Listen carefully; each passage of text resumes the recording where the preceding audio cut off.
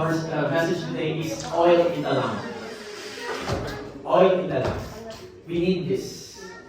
That's why the Word of God, this is also our oil in our lamp. And lamp is our faith to God. Amen. So last week, we learned about forgiveness. Did you apply forgiveness?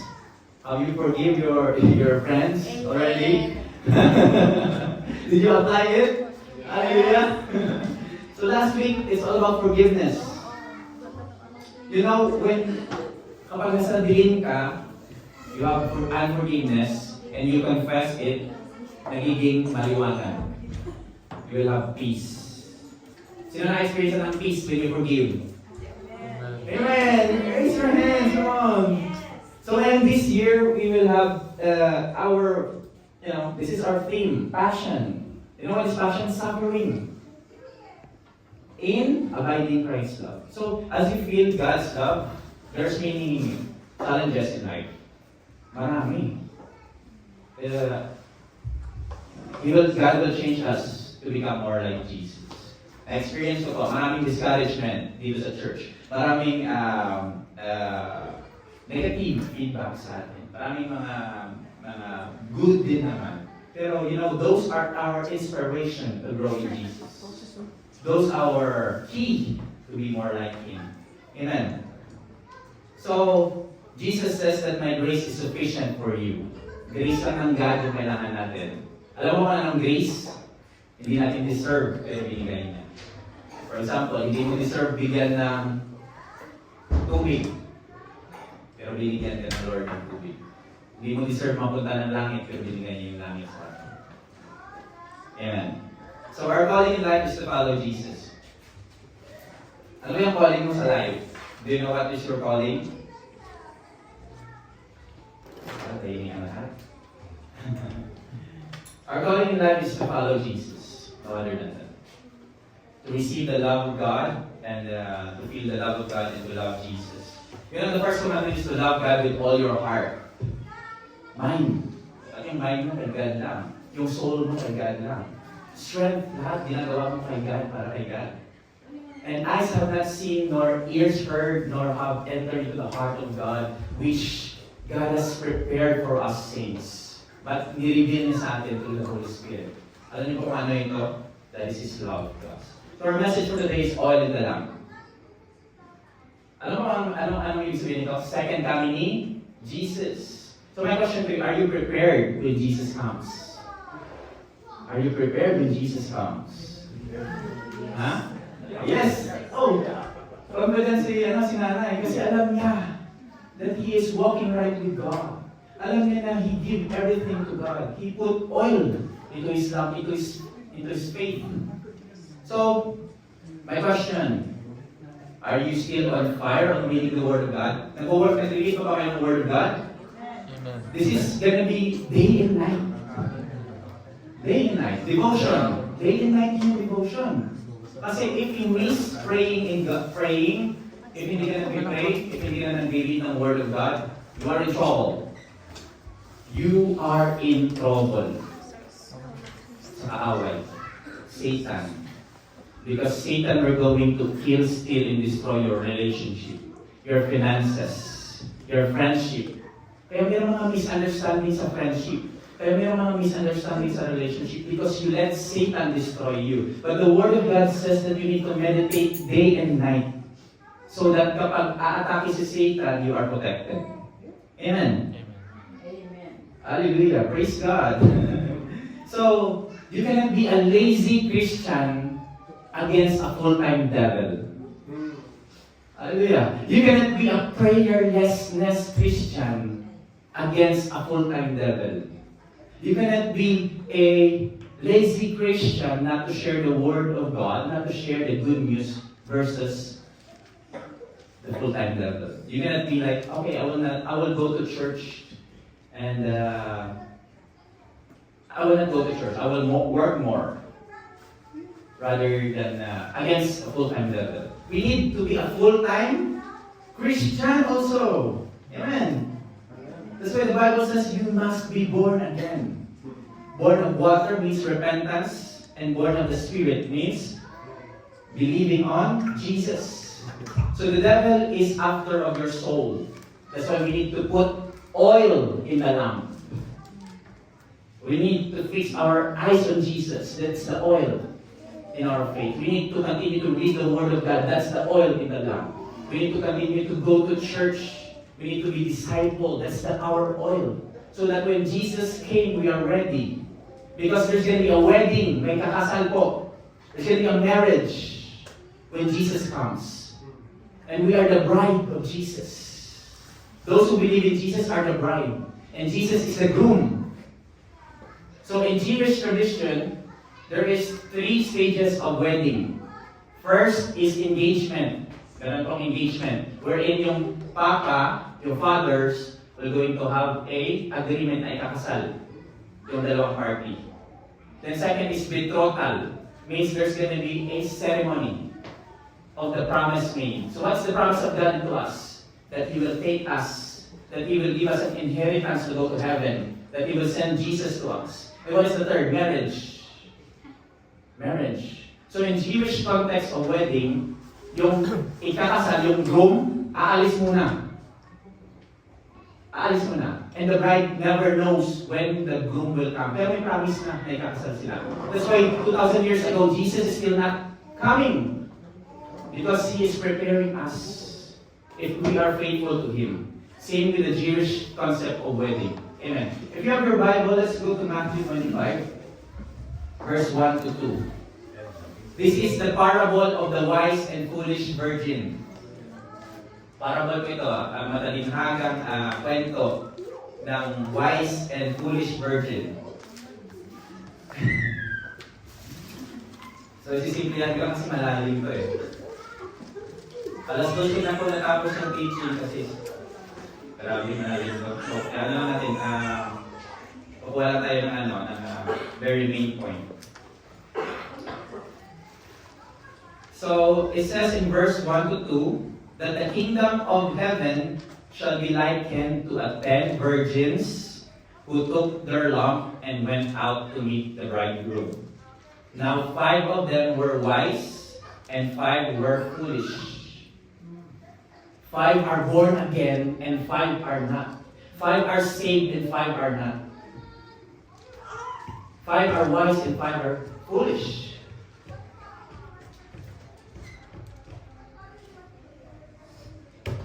5 have a genuine relationship with Jesus. 5 are not. But they are waiting for the coming of Jesus. Have you noticed this one? Some of us, there are many Christians waiting for the coming of Jesus. But some are not prepared. Some are prepared. Some are not yet born again. Some are born again. This is talking to us, the church. So it says in Matthew 25, 3 to 5, that those who were foolish took their lamps and took no oil. Actually, ni-research ko ito. If you're going to read the Word of God, you need to go to the original word, which is the Greek. Yung New Testament Greek ko siya. Kailangan natin i-search kung anong meaning ng oil doon. So if you go to Matthew 25 verse 3, eto. So you need to know what is the Greek of oil. Of no oil. Eto, no. Kita nyo? So i-click nyo to. Ito yung Greek meaning. So ang definition niyan is eto. No or not. Neither or never. Meaning, they didn't took oil. The 5 foolish virgins never took oil. It means that they have the Bible, but they don't read the Word of God. It means they go to church, but they don't have a real relationship with God. But the wise take oil. So sometimes if you read the Word of God, you need to go back to the original word, which is Greek.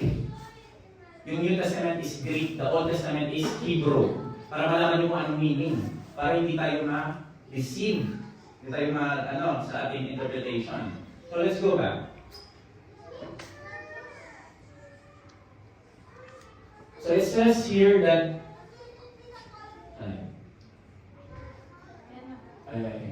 so took no oil. The foolish took no oil with them, but the wise took oil in their vessels with their lamp. The lamp is your faith. And the oil is the Holy Spirit, your relationship with God. It also symbolizes the mercy and grace of God in oil. But verse 5 says, but while the bridegroom was delayed. In our time, Jesus is still not yet coming. He is delayed. Because this is a concept of Jewish wedding. And the verse 5 says, they all slumbered and slept. So, lahat ng virgins, bridesmaid, sleep and slumber. So, I've researched also this slumber and sleep. What is the meaning of this? So, when I go to the Greek word, the Greek meaning of slumber is negligence, kapabayaan. If we are a Christian and nagpabaya tayo, negligence of our duty to become a follower of Jesus, there's going to be a consequence. And I also searched for what is the meaning of sleep. It's a Greek word. Sleep meaning natulog. And the meaning of that is to yield to sloth or to sin. Na dapa sa kasalanan. It means na sumuko sa katamaran, sumuko sa kasalanan, at hindi nagmamalasakit to share the gospel. That is the Greek meaning. And this is very important because churches all the way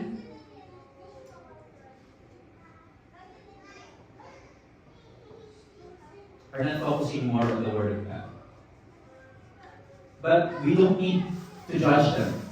That's why we are here, encouraging you to continue to follow Jesus. Because the church is supposed to be a servant to guide the unbelievers and the believers. So the churches have lukewarmness, lukewarm. They are bound in sin, they are bound in crimes, corruption, wars all over the world. And some, as Christians, are lazy to read the Word of God. Lazy to serve the church. Lazy to fast, pray, and share the gospel. But Jesus says that you need to deny yourself so that you can be the light of the world. Because the wise took oil in their vessels. Dapat, eto tayo, maging wise tayo. Maging prepared tayo sa coming ni Jesus.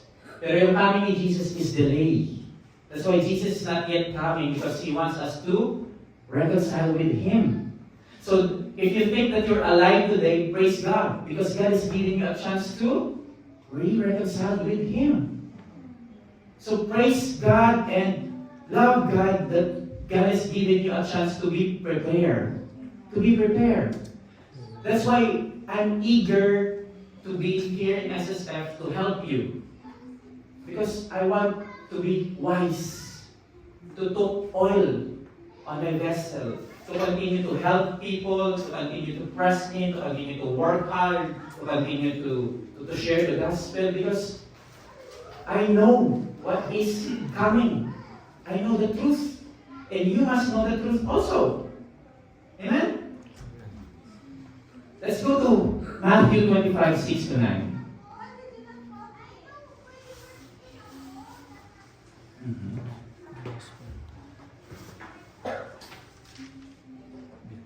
Yeah. Have you understand everything? Because I care so much with you. Because I want you to know the truth about this. That following Jesus is not only just like following, but you need to press hard to work on your salvation. It means that you need to cooperate with Jesus. So let's go to Matthew 25, Ano yan? Wala screen. Yan. So if you have your Bible,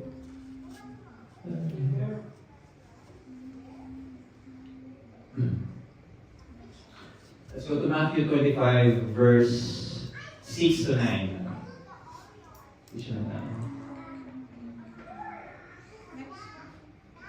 Ayan. So it says here, and at midnight a cry was heard. Behold, the bridegroom is coming. Jesus is coming. Go out to meet him. So when Jesus comes, we as the bridesmaid, we're going to go out with our lamps, with light. Then verse 7 says, then all those virgins arose and trimmed their lamps, and the foolish said to the wise, give us some more of your oil. Sabi ng foolish, bigyan mo ako ng oil. Sabi niya sa wise, for our lamps are going out. But the wise answered, saying, no, lest there should not be enough for us and you, but go rather to those who sell. Punta kayo sa nagbebenta ng oil and buy for yourselves. At midnight, there was a cry. It means this is judgment. Cry. This is judgment of God has come fell. When Jesus comes, He comes as judge. First, 2,000 years ago, He comes as a Savior. But if He comes, He will come as a judge. And He will wipe all wicked people in this world. It says in Revelation 21:4. So, this is the time when Jesus, the bridegroom, will return. But, you see, they are all sleeping before the verse. And when the cry was heard, they are all wake up. So all of us will see Jesus coming. All of us. But we need to be prepared. But the five foolish are not prepared. So they ask oil to the wise. Can we have oil? Can we have oil? But oil represents the Holy Spirit.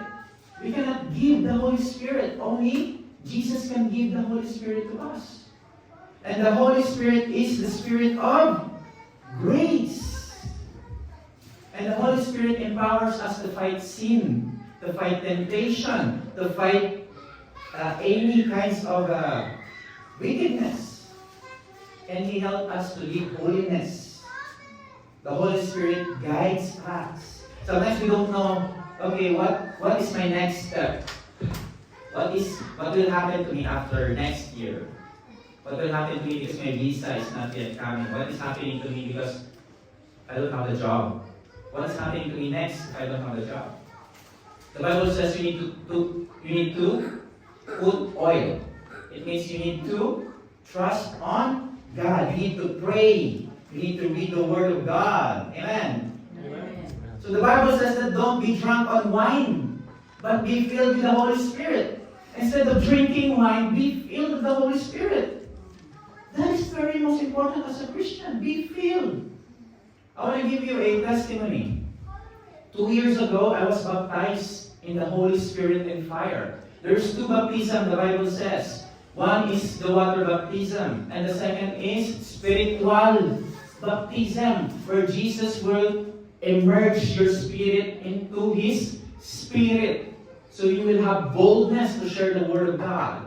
You will have gifts of the Holy Spirit. You will have change of character. That has happened to me. And that is the desire of God too to you, to be baptized on His Holy Spirit. That's why it's not only one-time event that you pray, Lord, I want to be filled. But it is a continuous feeling. You need to be filled by the Holy Spirit. Every day. Every day. But the wise answered no. So if you are wise, you cannot give spiritual to the foolish. You cannot give the Holy Spirit to them. It's only Jesus. It's not enough for us. You need to buy oil. You need to buy oil. So that is the word. Where we can buy oil?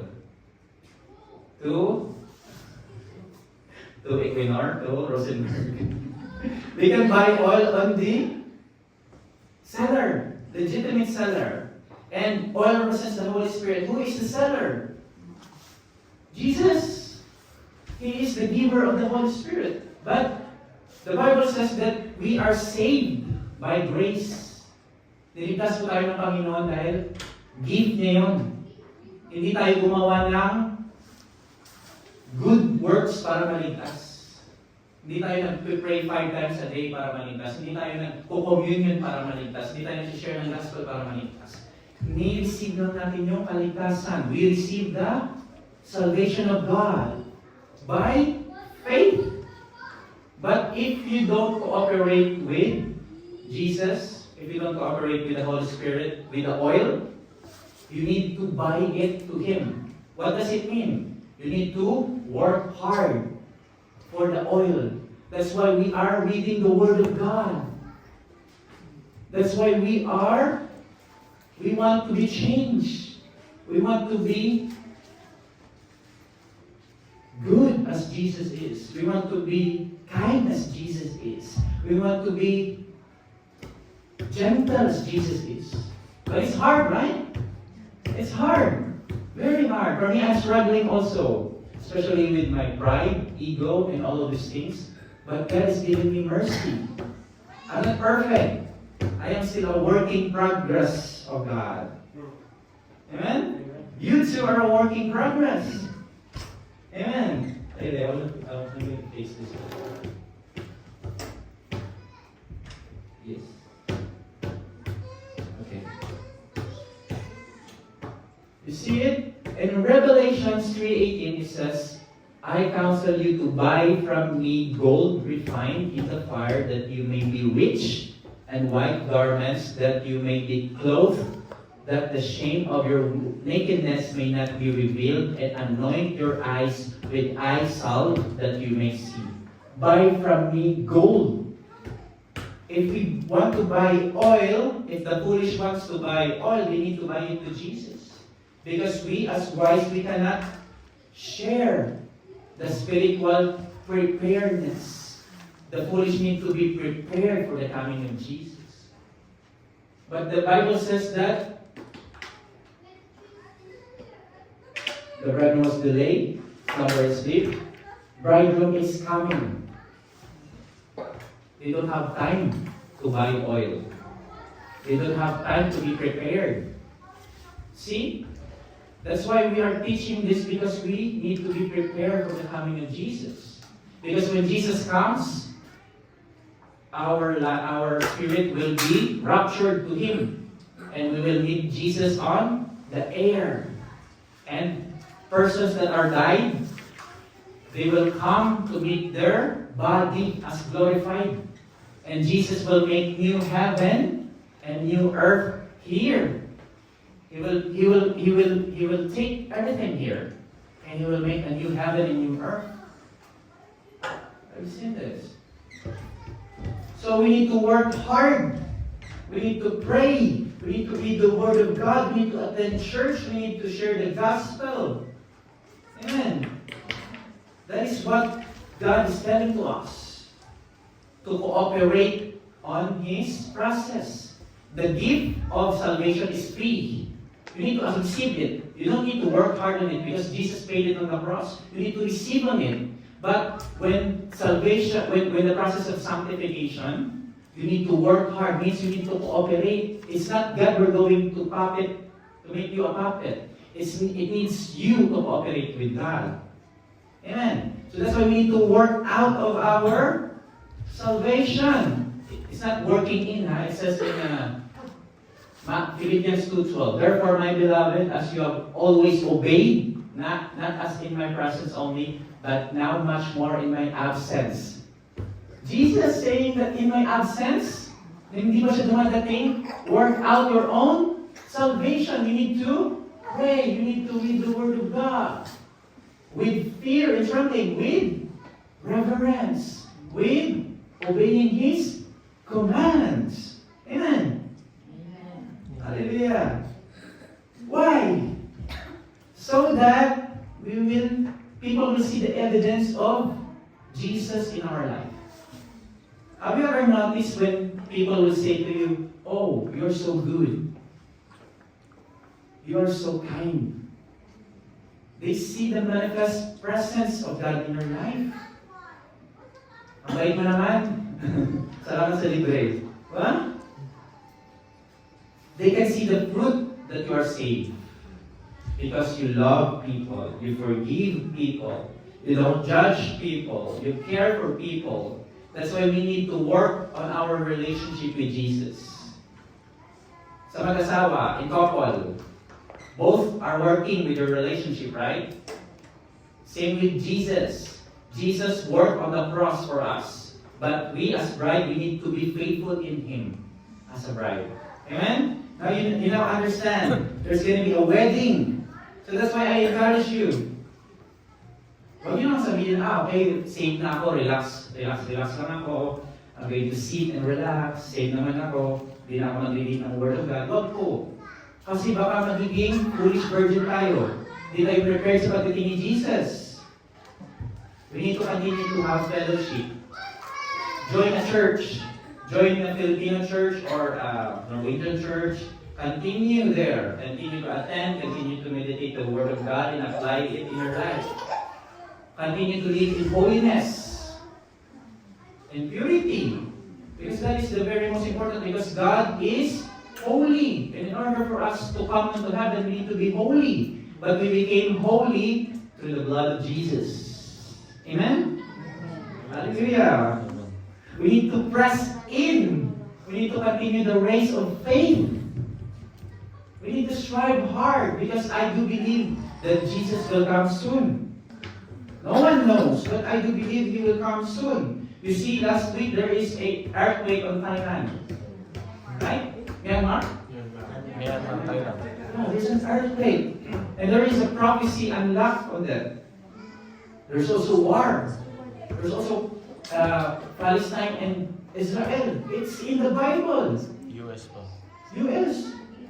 Palestine and Israel are in the Bible. When you are reading the book of Joshua, when you are reading the book of 1 Samuel, 2 Samuel, what happened on the 2,000 years ago is still happening today. The homosexuals are also in the Bible. Sodom and Gomorrah is still happening today. That's why we need to share the Word of God with them. We don't judge them, but we need to give them the love of Jesus. We need to buy the oil that the foolish virgin needs to buy the oil. Buy for your souls. But it's too late because Jesus is coming. So you know what? How can we produce oil? You know how? For example, this is an olive oil. I don't have a proper example, but this is an olive oil.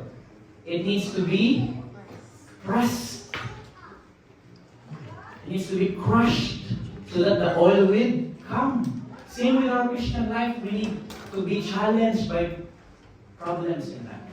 We need to be pressed in. We need to be crushed. Have you ever experienced that your heart is crushed? Yeah. Like break? Have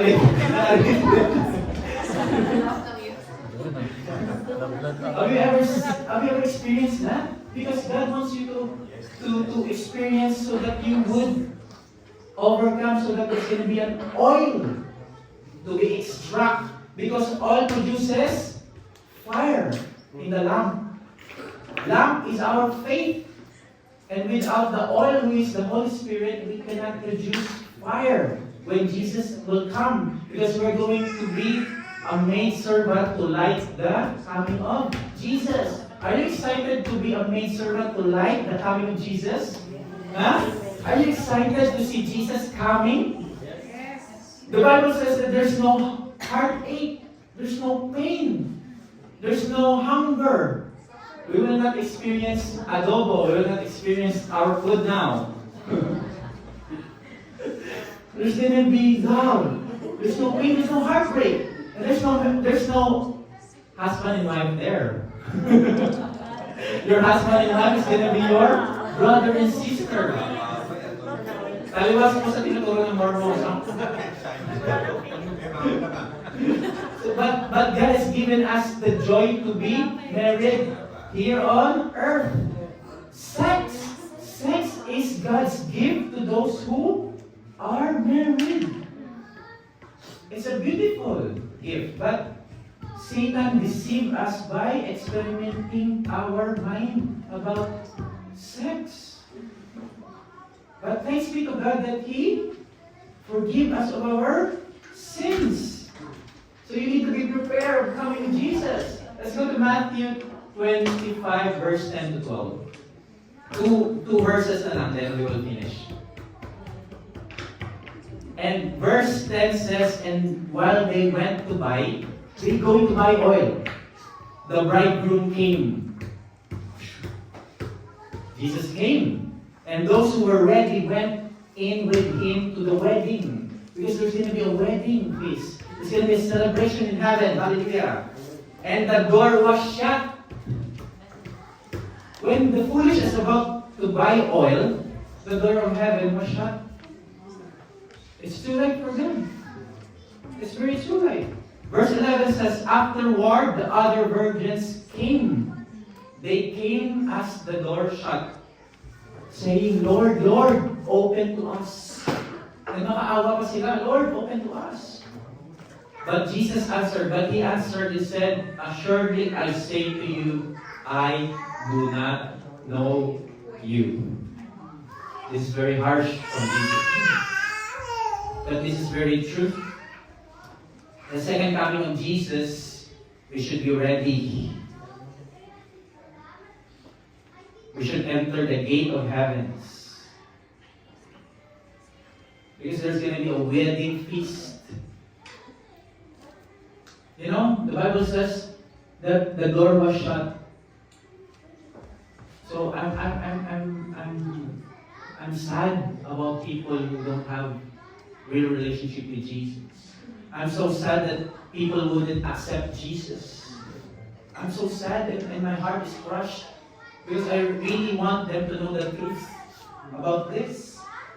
So that's why we are working hard to go out every Friday on Sabamer to share the Word of God, to preach, to pray for people, convincing people that there is a way to heaven, that is Jesus.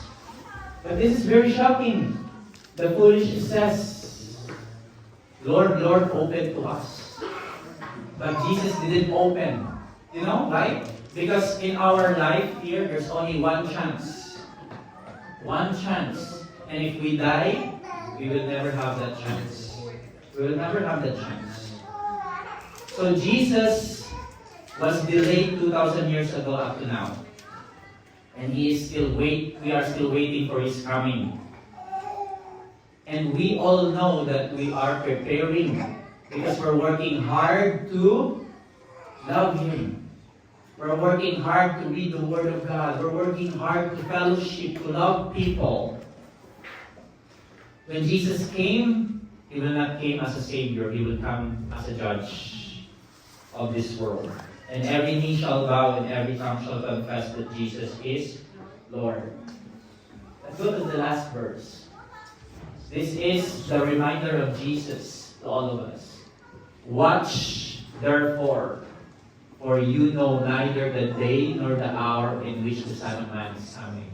You need to be prepared because we don't know if Jesus comes today. We should be prepared because we don't know if Jesus comes later at night. We'll never know. That's why we need to be prepared. Because if we don't prepare, if we don't took oil, we will be shut down in heaven. We will be shut down the door. So what is the moral lesson of this parable? If you have still time, please be prepared. Prepare yourself for a wedding with Jesus. Continue to read the Word of God. Continue to forgive people. Continue to worship God. So this parable is our preparation for all of us to be prepared, to be ready for His coming. This is the most important. And the key to prepare and be ready, I will give you the key. The key to be prepared and ready for the coming of Jesus is to be continually filled by the Holy Spirit. so that you will have oil always and continually to put oil in your lamp. I want to invite the worship team. Okay. Can we all stand up on our feet?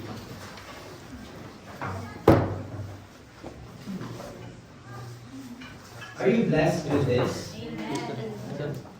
This is shocking to me when I'm studying this. You know, because I thought that I'm safe, I'm okay. I thought I'm safe, I don't want to do other things. But that is opposite of what the Bible says. Because if we are saved and we will not do nothing, the Apostle Paul will not write the book of Romans. He will not write the book of Corinthians. He will not write the book that guides us in the truth, that guides us to live a Christian life. There is an instruction, and the instruction is here. This is the way of to be successful in life. This is the way to go to heaven. The Word of God, Jesus. All you need with the truth is in the Word of God. So I want to encourage you to read your Bible. Forget First Duterte. He already had his birthday yesterday. We blessed him. I pray that God will protect him. But focus on Jesus now. So my question to you is, we don't know the timing of Jesus Christ. Just close your eyes and reflect on your heart. My question to you is, you don't know the time of Jesus coming, but you should be prepared. But what if Jesus comes today? Are you ready? What if Jesus comes today? Are you born again?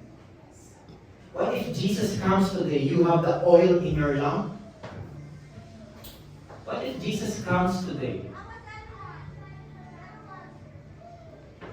So as Jesus haven't come, I want to encourage you to continue to press on, work on, continue to have a real relationship with Jesus. Your friends is good only on the club. Your friends are good only on drinking. Your friends are good only on traveling. But none of your friends will pray for you. None of your friends will share Jesus to you. None of your friends will give you Bible. None of your friends are going to invite you into the truth. They're just good in the outward. They're just good in all the secular things of this world. This is good. But you should supposed to know the truth. I want to pray right now. Just open your heart in Jesus right now.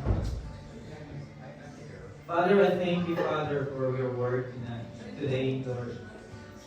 Lord, I pray that each one of us will be prepared for your coming, oh God, Lord. Help us, oh God, Lord, to have an oil in our lamp, oh God, Lord, so that when we prepare, oh God, Lord, we have the fire to light up of your coming, oh God, Lord. Lord, transform our hearts. Transform our life to be like you, Lord. I don't want the old self of myself. I want the new coming from you. I want the newness of life. I don't want to be the old Arden. I want to be the new Arden. I want to fulfill your dreams and goals in my life, Jesus. I don't want my goals and dreams in life. I want yours. I want your protection in my family. I want your love in my family. I want you to change me. I want to forgive people. I want to love people, Jesus. Lord, change my heart. Help me to buy oil in you. Transform my life. Process me, oh God, Lord. Thank you, oh God, Lord, that there's transformation in me. Thank you, O God, Lord, that I am prepared as you come. I want to be married with you, Jesus. I want to join the wedding marriage. I want to join the wedding ceremony. I want to join the festivity on heaven, Lord. As you close your eyes, continue to reflect in your heart, to pray on Jesus and ask Him to fill your hearts with your presence. The Bible says that you need to be filled by the Holy Spirit. Lord, I pray right now, each one of us here in the name of Jesus. Lord, I release now your presence, oh God, Lord. I thank you, O God, Lord, that you pour out your presence to each one of us, O God, Lord. Lord, I pray, O God, Lord, that you will hover your presence, O God, Lord, to each one of us. That we will receive your infilling of the presence of the Holy Spirit, O God, Lord. Help us to have enough oil, O God, Lord, as you come, O God, Lord. Help us to continue to press in, O God, Lord. Help us to forgive people. Help us not to judge people, but to love people. Help us not to hate people, but to love them. And help us to love even they hate us, O God, Lord. Holy Spirit, you're the one that can transform us.